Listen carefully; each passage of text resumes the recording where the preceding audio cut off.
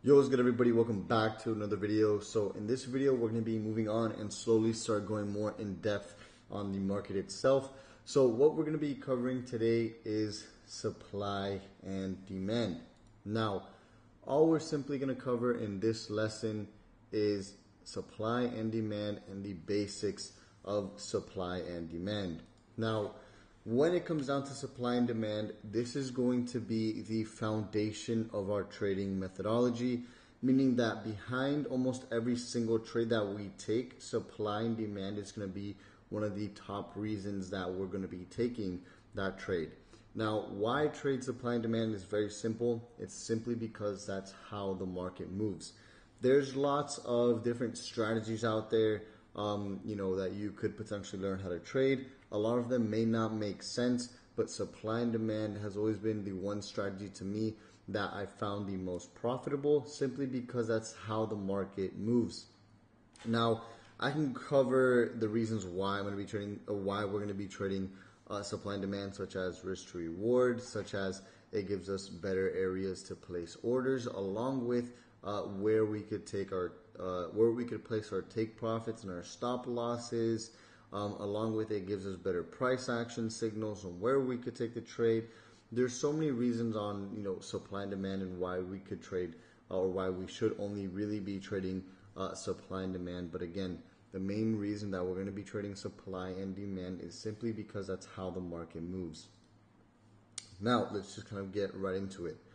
What supply and demand is that when there are prices in the market that are more desirable for both the buyer and the seller. For example, let's say gold is trading at 1700 from its original highs at 2000. That is going to be a more desired price for the buyer than it is going to be for the seller, because it's already at a discount. It's already cheap, right? So when we talk about supply and demand, and when we're talking about desirable prices, the lower the price range gets, meaning if gold is trading at 2000, right, and it starts going from 1900 to 1800 to 1700, price is going to increase on desirability for the buyer to actually start taking buy orders to look for that asset, being gold, to continue to go back up so he can make a profit. Now, the same thing is for the seller, just simply vice versa. Let's say gold was at its original highs at 2000, and now gold is at 2001, 2002, 2300. Price is gonna start getting more and more desirable for the seller to look to actually sell gold to make a profit. It's very, very simple. Now, let's take this for an example on how supply and demand works. So let's just say you're in the shoe game, right? I'm just gonna throw a random example out there, right? But let's just say that you're looking to buy this one pair of Jordans that the retail price for that specific shoe is $100, but you see price maybe had gone down a little bit, whatever the case might be or let's say you were able to get a deal for buying 80% of the supply for the shoe. You were able to purchase 80% of the shoes for $90, right? Automatically, when you buy 80% of what the supply of the shoe is, right, the demand for the shoe is going to increase because there's a lack of supply. The shoe, in theory, is going to be more rare because there's not as many shoes on the market available anymore. So the shoe itself is going to increase in value. So now let's say you sell all your shoes for, again, all 80% of your shoes that you own for $120, which you purchased at $30 a shoe, or you purchased at $90 a shoe. You're simply going to make a $30 profit. And again, you buying the shoe at $90 was more desirable for you to buy the shoe at that price than it was at $100, because you're able to make an extra $10 profit per shoe that you own. And it's as simple as that. There's no need to get any more in depth into it. Now, you could look at really any market in general. Let's just take a look at the real estate market, right? Let's just say the real estate market is down. It's down 10%, and a house that you saw selling for $1 million is now selling for $900,000 you're going to be more inclined to buy that house because it's cheaper.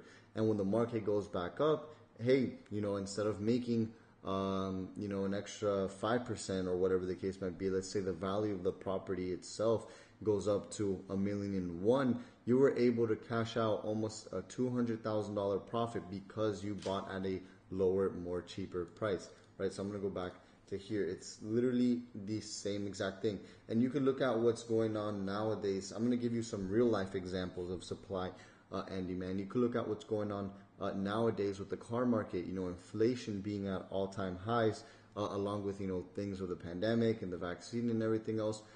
Every single market has been going like crazy. The stock market has been going up like crazy. The real estate market has been going up like crazy.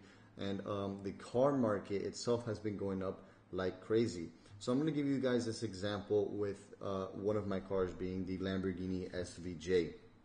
I purchased that car about 8 months ago for, I want to be more accurate, let's say 6 months ago, for around $680,000 was the purchase price, right?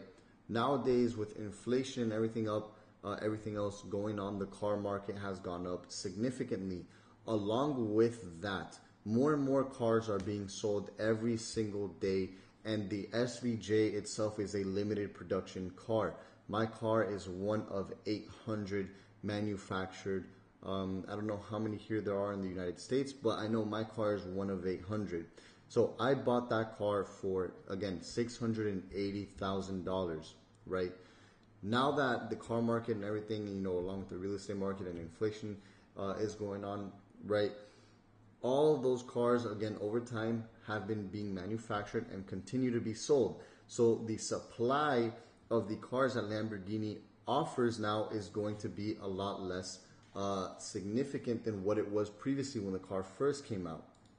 And as more and more cars are being sold, the demand is increasing on those cars. So nowadays, if you look at the retail value of the car itself, right, you can go online anywhere and look at the price. I went online, I looked at the price of what my car is selling for now, and it could sell for anywhere between $800,000 to, let's say, $900,000 was the most expensive ones that I've seen. So I could potentially make a $120,000 to $200,000 profit on my car because I bought it before the demand for the car increased, when there was a lot of supply of the car.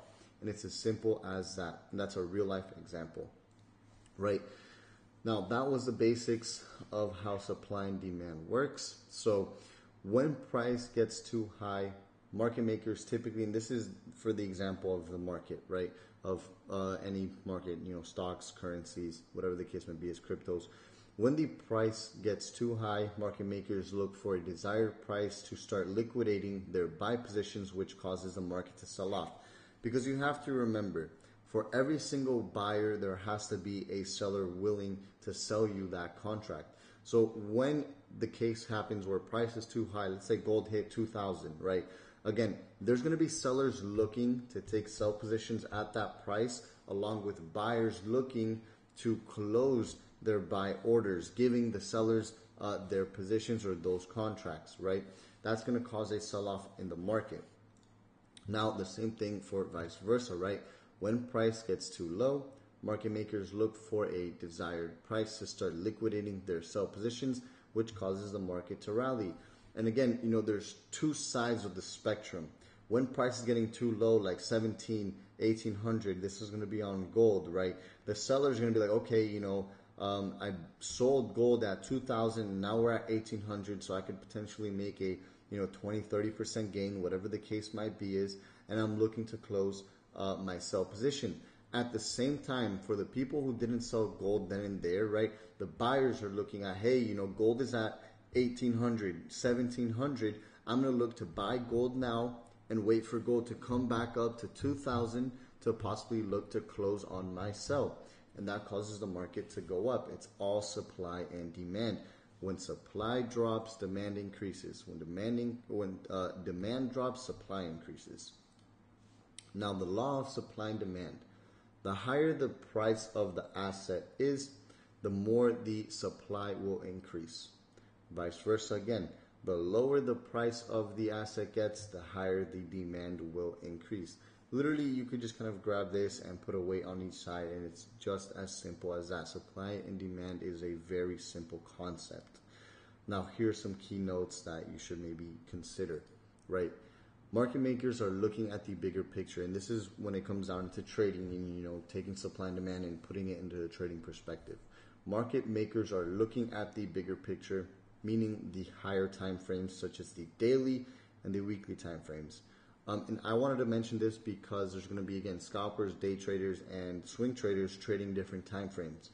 When market makers come in the market, they're the ones moving the market in the direction that they typically want to.